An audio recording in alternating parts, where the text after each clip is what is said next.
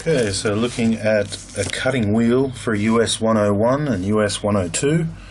This is a 60mm diameter, 16mm center, and about 6mm thick. Take the plastic off for you. Available from drlock.com.au. Slightly oiled, as you can see. Nicely machine made. Very sharp, used for cutting steel and brass keys. See if I can show you they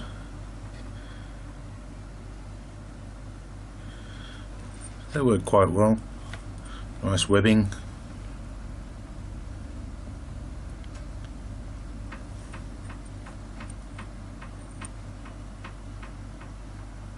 High speed, made of high steel.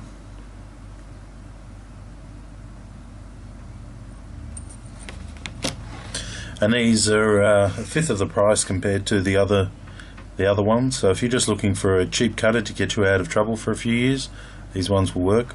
If you're looking for a cutter to last as long as possible, then purchase a more expensive one.